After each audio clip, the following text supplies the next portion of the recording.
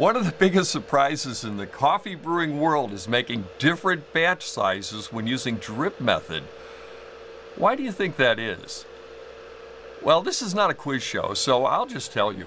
When you brew less drip coffee, what's called the bed depth is less. That's the amount of space that the water needs to drip through to be, well, it becomes coffee. It's where the alchemy happens. When you brew less drip coffee, what's called the bed depth is just less. Less grounds, less coffee. The coffee drips through the grounds bed more quickly. This reduces the contact time, which is actually the brewing time. So it tastes weaker. Okay, now I'm trying to see this. Let me first get some water heating so it can work while we talk, and I'm doing that. Last time I was a little late getting started. Pat's going to start finding me for forgetting my primary job here is making coffee. It's just like our marriage. As you brew a larger batch, this bed depth is greater and brewing contact time increases. It goes the other way. So that with that, so does the strength. To the point that using the same grounds to water ratio, sometimes a large batch of coffee tastes downright bitter. I don't know if you've ever had that happen. You have some guests this weekend, so you make a little more coffee and you find, wow, I use the same basic ratios. Okay, that happens all the time. Anyway, last time I brewed a large batch. This time I'm going to make less. So how will I adjust the brewing recipe so I can make coffee that's for all intents and purposes identical? Well, here's how. There are different adjustments you can make to change the brewing strength. I mean, you can lower the water temperature, especially with new dial-in temperature kettles like this one, the Chemex kettle, Chettle. I should just do a key with that. We should do that next time, Michael. It's become easy to control, but a lower or higher temperature doesn't just change strength, it also changes the taste. And I think most times we're interested in keeping the taste the same at different volumes, not changing the taste. I mean, no one says, oh, would you make just 2 cups for us and make it with a little more acidity? Do they? So, you start doing things to maintain the brewed coffee's strength, which means doing things to maintain the contact time between the grounds and the water. How do you prolong it when you're making less and extend it when you're making more? Okay, the best way to do this, assuming you're grinding your coffee, is I'm tipping my hat here, is with the grinder. Please tell me you are grinding, lest my life be in vain. Okay, now today I'm going to be using a Baratza Encore grinder. I know you would expect a hotshot coffee book author who founded the best coffee event in the world to have a Baratza Virtuoso, or maybe the Vario, or even a commercial grinder. Well, I do have all those things. But I think it's important to show that you can accomplish everything I'm saying with even the most basic Baratza gear. Baratza basic grinder is quite a nice grinder. The Virtuoso has more click stops, and for espresso grinds, I consider that an advantage. And I honestly think the Encore, which in my test performed equally well as far as the burr performance, is totally up to the task of making different Chemex batch sizes. It may interest you to know that I found the Encore and Virtuoso outperformed the more costly Vario for drip coffee. The Vario has a flat, not a conical grind mechanism.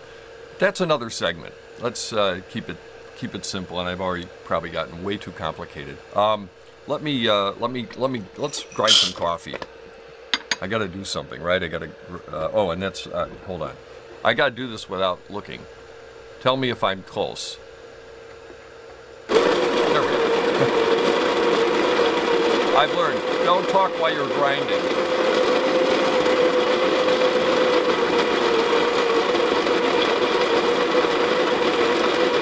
I measured 42 grams, so I'm going to make 4 cups.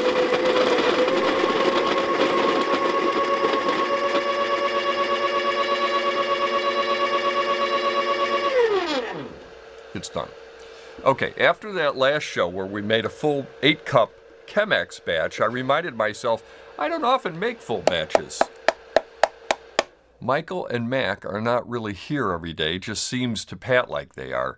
Mostly it's just the two of us. I do buy really good coffee, and my idea of personal thrift and ecology makes it all the more reason to be able to modify my recipe and still have the coffee turn out the same. Okay, this is the amount that I want to make. Okay, let's get rid of this stuff. Let's get a few things housekeeping-wise done here. I've got the coffee in here, 42 grams. I'm not even going to use this. I don't need it. It isn't necessary. I want to do this without the scale, just like I did last time. And Michael, tell me if this is the good place for the brewer. It is. Okay, thank you, Michael. Let's pour this in. I'm not going to do that thing either. I'm refusing to abdicate to pressure from people to, oh, you should always pour hot water through the filter first. Thank you. Do you notice my extra 2 hands? Okay, thank you. There we go.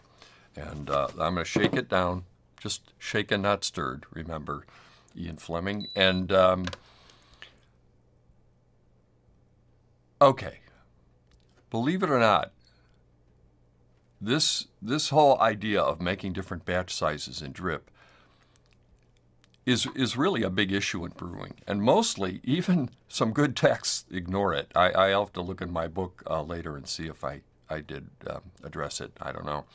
I'm convinced that most people don't really understand it. In this case, I set the Encore grinder to 22 on this grinder for an 8-cup batch. And when I make 6 cups, I dial it down to 21. These numbers are just to show you the procedure. Even if you own the identical grinder, the numbers may well vary. It's not very standardized in the industry. Although, it so happens the 2 Encores that I have happen to match. So, for 4 cups, I set it down here to, I'm on 20. Same ratio. Makes it easy to remember the recipe. So I use 42 grams for 4 cups, half the 84 grams I used last time for 8 cups. But I slide the grinder a full notch and a half, half for 6. Does this make sense? I'm just using the notches. Why does this work? Well, as you grind finer, it slows the drip slows the drip down and extends the contact time. It's even more than that. When you grind finer, it also exposes more surface area to the water. That's why a fairly minor change can make a big difference, which also increases the brew strength. And I think, and get ready, here's your cue, Mike. I think the technical term for that is double whammy. And let's see if he can pull that up. Anyway, now I was thinking about showing you a race between 2 Chemexes. One, a full 8-cup batch, and the other, there we go. And the other, a 4-cup batch. In other words, I was going to put them side by side, but that really doesn't tell the story. The goal isn't to make them brew using grind to make their contact times match. If you simply do that, you're using a finer grind so that one is exposing more surface area. That taste is likely to be stronger. If matching is the goal, you want to fine-tune them by tasting your results. If you're matching the taste, that's what you want to do, is taste. I know that's a potentially scary term, tasting. Next time, we can do some deep breathing exercises together. I'm blowing grounds around as I'm talking. Anyway, it's trial and error, that old friend of the best cooks, scientists, physicians, and musicians. So, okay, enough talk. Let's brew some coffee here. I've got the coffee at the right temperature, and I'm going to make it so that the end result's going to be where the dot is on here, and you don't have to see that yet. You'll see it soon enough. And let's go. Okay. And there, I'm just brewing this.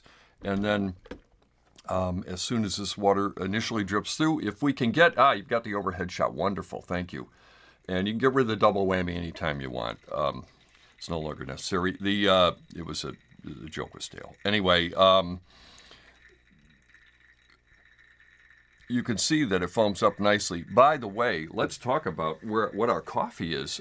Can you get a shot of the coffee from there, that 3-shot? Back to that. Okay, you don't need to get the 3-shot. I'll just put it right here. This is the coffee. This is a Klatch Coffee Sumatra, and it is an organic Sumatra. Man, the time was was hard to find it. At least find one that was labeled organic. And I don't know how to pronounce it. Is it Bener Mandheling? It says bell pepper, cedar, and cacao nibs. I don't know if I'm pronouncing that right. I'm from the west side of Chicago, so I may have a different pronunciation. Here's the stuff I look for, and this I can pronounce. It's Bourbon, and Bourbon is the kind of heritage growth. Think of Johnny Appleseed, taking the coffees around, and Bourbon is a really heritage growth. Requires a lot more care and attention. Anyway, I got this coffee yesterday, and I mean, it's a killer coffee. I had it last night. I had twice last night. I had a second cup around 9 o'clock, and was just wonderful. And that's when I finished writing the script, so, or at least going through my bullet points. And then let's see this. You can see it foams up nicely, which is a good sign. Of course, it's fresh. I'm sure Mike roasted this. I'm going to imagine Mike roasted. I don't know if Mike does roasted, or I have a lot of friends at Klatch, and they always come to CoffeeCon LA, which is, I'm going to have some CoffeeCon news for you in just a few minutes. And let's see, let's get our cups ready here, because everyone's going to want this coffee. I haven't let anybody have it yet. Just the way it worked out, I was trying out the different grind settings with this grinder. I didn't want to put Michael to the trouble of having to haul down my Ditting grinder from the garage. And let's see, we're almost, we're there, and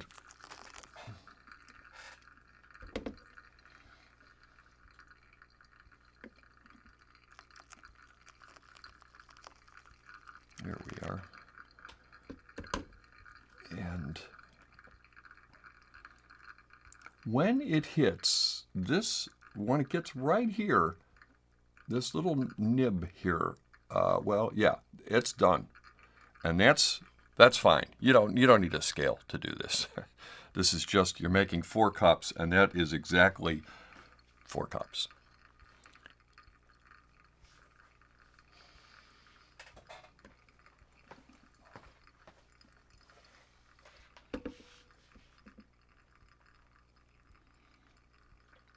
Okay.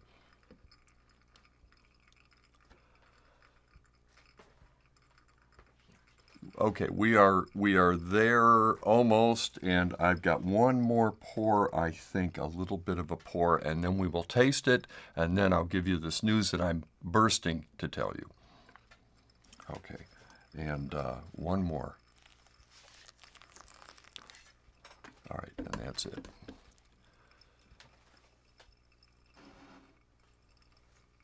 Okay, and where do we put this? I have a place for it, and that's it. We are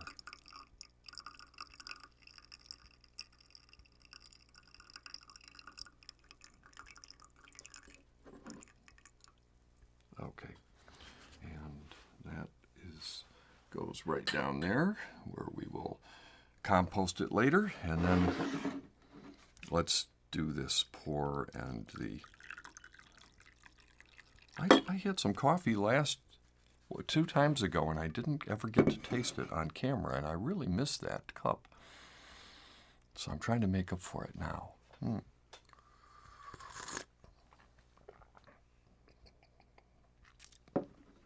Obviously, there's no way I can demonstrate this to you other than my expression.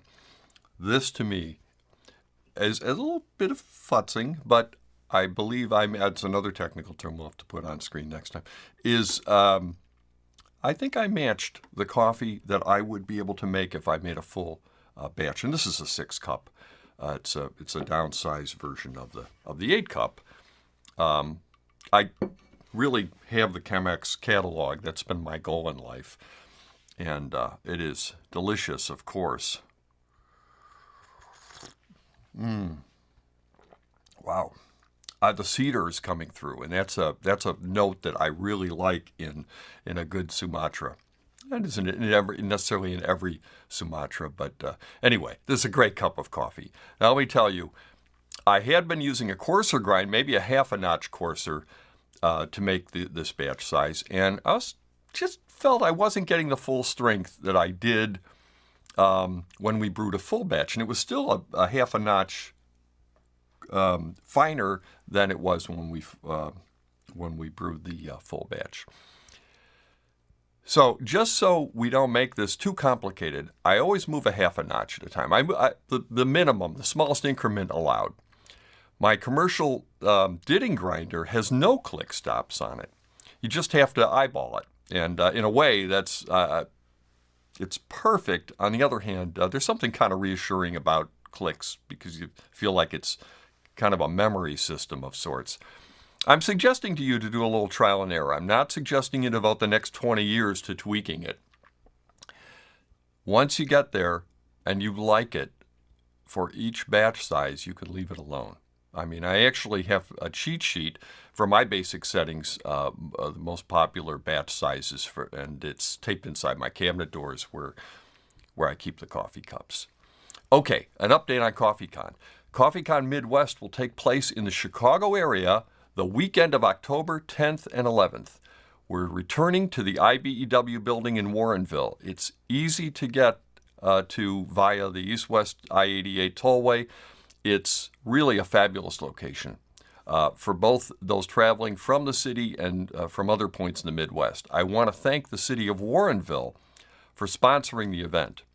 It is really a great space for us. And what do I look for in a space? Well, for one thing, the obvious things. They don't make us pay for a caterer that we don't use because we really don't want catering inside. I can have food trucks and I can get great eats out right outside.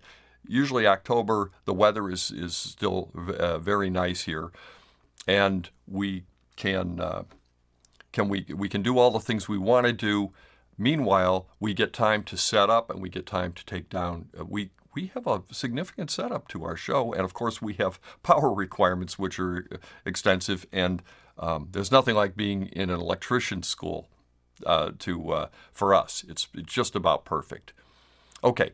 If you can, please join us. I'm convinced we have the best consumer enthusiast event around for coffee, specializing on tasting, brewing, roasting, just everything coffee there is. If you're interested in exhibiting, please contact us. I'm the easiest person in the world to reach. I think my mobile phone is on the website. So, also, I want to thank two companies, Chemex and Espresso Supply, the distributors of Bonavita coffee makers. Thanks to their generous support, I will also be attending the upcoming Specialty Coffee Association Conference in Portland and shooting both audio podcasts and videos of new products and interviews with interesting coffee celebrities, inventors, other influencers. I guess that's the word. Man, I hate that word. Isn't there a better one? I mean, it's influencer. I sound sinister. Anyway, I'm Coffee Kevin. See you soon.